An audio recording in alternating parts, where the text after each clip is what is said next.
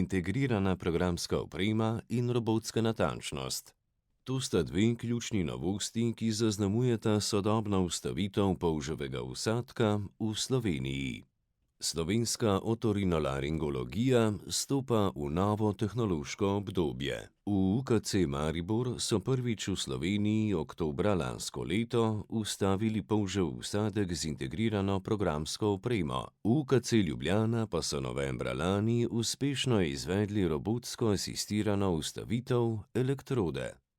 In smo torej v naši ustanovi vstavili dva prvič v Sloveniji polžkova vsadka, ki imata integrirano programsko opremo. In dosedaj pač ta oprema ni bila vsebovana v polžkovem vsadku, sedaj pa so uspeli to tehnologijo, vstaviti v notranji del kohlearnega implanta. Sama tehnologija, kjer se da pravzaprav posodabljati te sisteme, ki potem tudi tole hardware vezje v sprejemniku implanta kontrolirajo, se seveda lahko uporablja tudi pri drugih sistemih. Najbolj znan je recimo pametni telefon, ki se tudi lahko skozi posodablja. Skratka, ideja za vstavitev te programske opreme je v tem, da se lahko delovanje kohlearnega implanta stalno monitorira, se pravi, če pride do neke okvare, se lahko to, javi, ta sistem to javi, recimo v aplikacijo mobilnega telefona ali pa na zunanjo enoto kohlearnega implanta.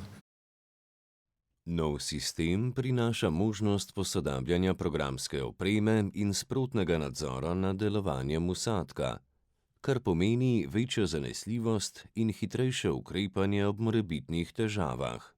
Polžev vsadek postaja pameten medicinski sistem z vgrajeno programsko opremo, ki nadzoruje delovanje vsadka in podatke posreduje zunanji enoti ali mobilni aplikaciji. Novost, ki smo jo zdaj pri operaciji vstavili, je polžkov vsadek, ki ima v sprejemnik, se pravi v notranjo enoto, vstavljeno programsko opremo. In ta programska oprema uravnava delovanje elektronike v kohlearnem implantu, javlja morebitne napake, omogoča pa tudi posodobitve in pa pri ponovnem nastavljanju je nastavitev preprosta, se informacije iz tega notranjega dela preidejo potem na govorni procesor, na nov govorni procesor. Spremenjen je pa tudi prenos energije, ker je zdaj to lahko na nek način ločeno od prenosa podatkov med obema enotama, se pravi zunanjo in notranjo, in na ta način je možno tudi prihraniti energijo v zunanji enoti. Z izboljšanim prenosom energije sistem postaja varčnejši, hkrati pa omogoča hitrejše in natančnejše prilagajanje nastavitev brez zapletenih postopkov. Tehnološke spremembe pomenijo večjo učinkovitost zunanje enote ter enostavnejše upravljanje celotnega sistema, tako za uporabnike kot strokovnjake, in tudi nove funkcije, ki se bodo v prihodnosti razvijale tudi s pomočjo umetne inteligence. Sigurno pa je, da bodo pacienti, se pričakuje, bolj zadovoljni, z manj obiski specializiranih ustanov, lažjim rokovanjem s to napravo, pa tudi bomo videli, kako bo pravzaprav delovala.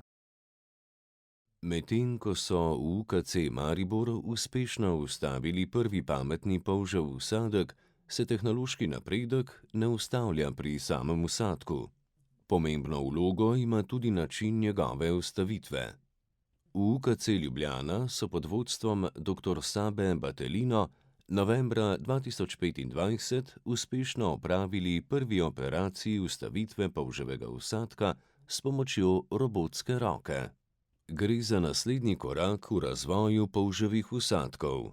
Za natančnost, ki jo človeška roka težko doseže, in ki odpira nove možnosti za varnejše in bolj predvidljive kirurške posege. Katere so glavne prednosti robotske vstavitve? Čuvanje v slušnem delu tistih struktur, ki jih potrebujemo, se pravi tankih živčnih končičev, se pravi bazilarno membrano, spiralni gangli, in pa ohranitev ravnotežnega dela, ki pri večini gluhih deluje dobro.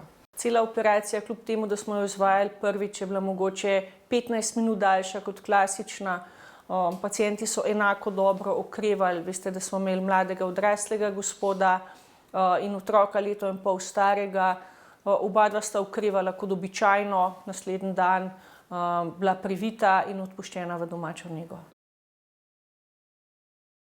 Uporaba robotske tehnologije pri vstavitvi elektrode prinaša izjemno natančen in enakomeren potek posega.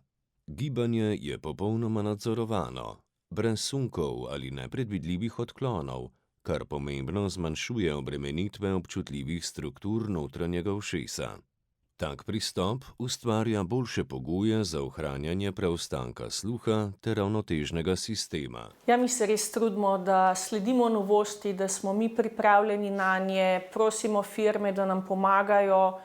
Tukaj so nam pripeljali in posodili. Imamo predračun, zdaj je pa od drugih odvisno, kdaj bo ta robot prišel v nabavni program in kdaj ga bomo lahko naročili.